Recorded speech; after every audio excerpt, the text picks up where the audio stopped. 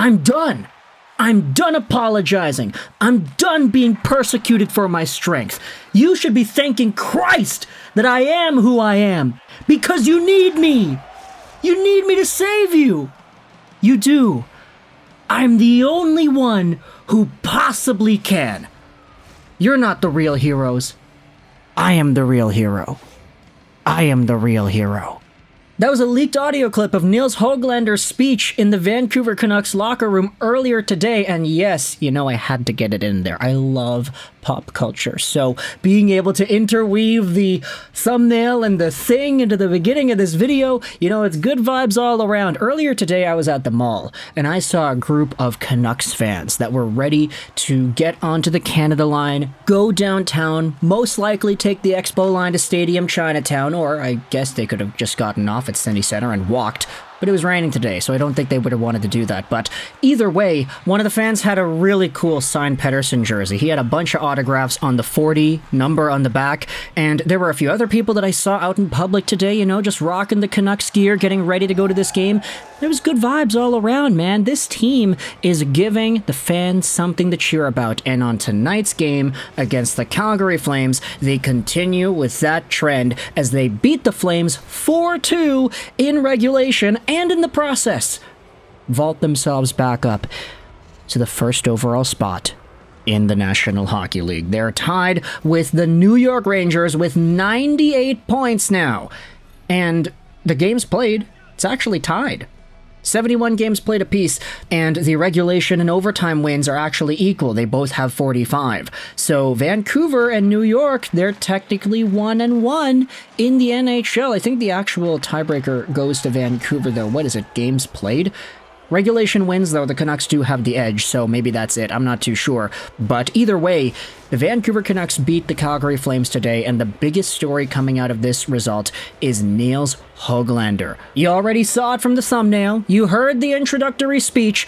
Everybody has been talking about Hoglander. And the thing is, the funny part about seeing other fan bases react to what Hoglander has been doing has been hilarious, because, look, I'm not gonna lie, Hoglander isn't like the most mainstream number one name the Vancouver Canucks have on their roster. He's no Pettersson, he's no Hughes, he's no Demko. But the fact that he has gone out here and produced at a pretty successful rate, making $1.1 million a year, and being one of the most productive 5v5 players in the entire league, that says something. And the funny part is, every time you look at the fans' reactions on opposing teams, they're always like, who the hell is this Hoglander guy? Is there a Homelander on the Canucks that I just didn't know about? Why is everybody saying Homelander, Homelander, Homelander? And of course, if you've seen The Boys, you know who Homelander is, and why the thumbnail and introductory speech I wanted to include in this video. But the fact is, Homelander is like the big dog in The Boys. And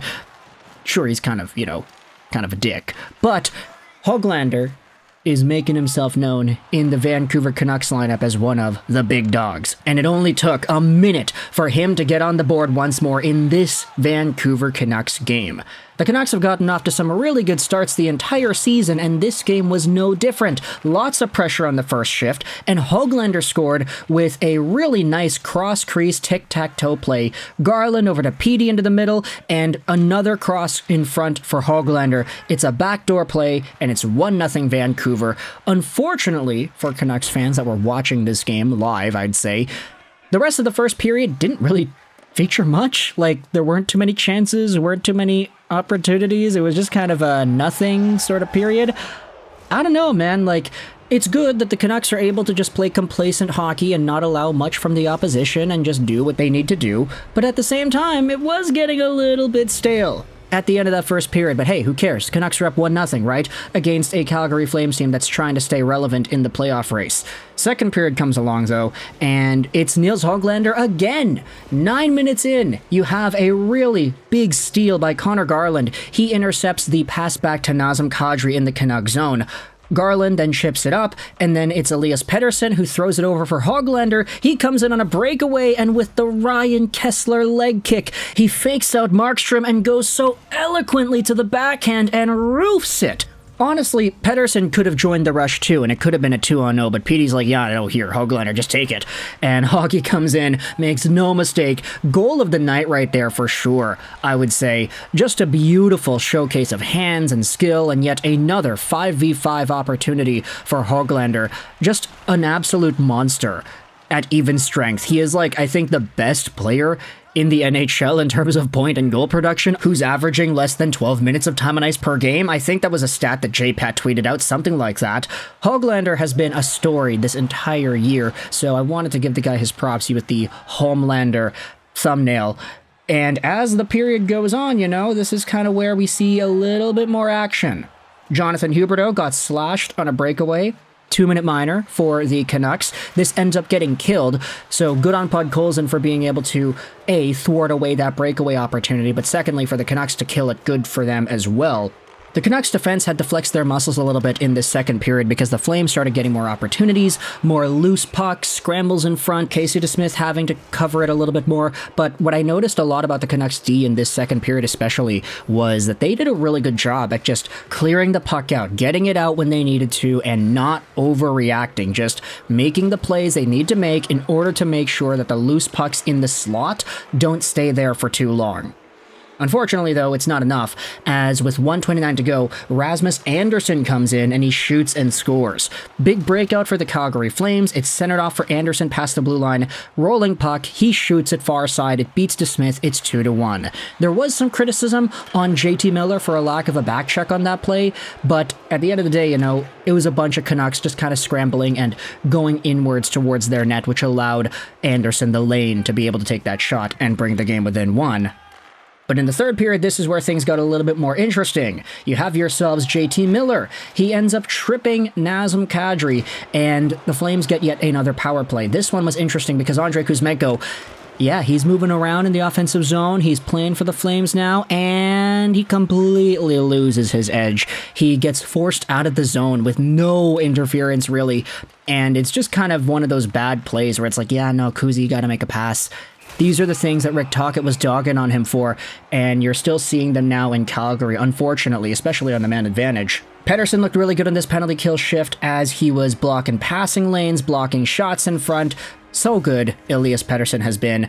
With 9:30 to go, you have yourselves even more chances for that Pettersson, Garland, and Hoggy line, and Conor Zary ends up taking a penalty for tripping Garland. First power play of the game for Vancouver comes with 10 minutes to go in the third, but unfortunately it is killed off. And then, with 3:30 to go in the third period, you have Nikita Zadorov, who has a big hit on Martin Pospisil. Eventually, the puck gets sent up to JT Miller, who gets a breakaway, but he gets tripped by Oliver Shillington, and the Canucks get a power play instead of a penalty shot. Miller then scores right away. It's Hughes over to Miller, down to the goal line to Brock, who sends it right back to Miller, and he one-times a bomb far side on Jacob Markstrom. At this point, the net is empty. The fans are chanting JT Miller, JT Miller, JT Miller. It's such a great loud vibe going on. And with 1:10 to go, Elias Lindholm from the Canucks blue line is able to score the empty net goal. Now, the thing is, the end of the game was pretty kind of hectic as well, because with 17 seconds to go, Joel Hanley actually got a goal to make it 4-2. Long shot from just the half boards. It goes through everybody, and it's a really good top cheese goal as well.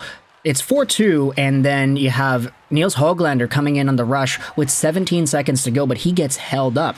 It's Mackenzie Weegar with 10 seconds left in the third who gets a penalty for holding, and you can see the Canucks. Miller is directing Boeser and Pettersson, and he's telling Hoglander to move. The Canucks want to give Hoglander one more shot at the hat trick on the power play with 10 seconds to go in the third period.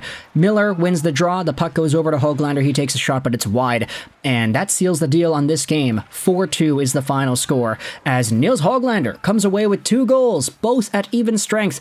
Bolstering up his goal totals, he is a 20-plus goal scorer. That is incredible. He's looked so good with Pettersson and Garland.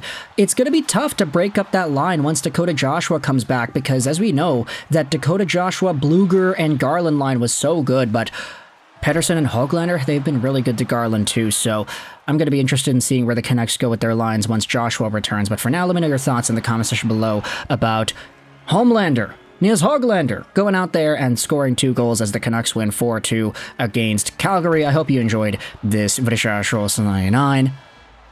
And bye.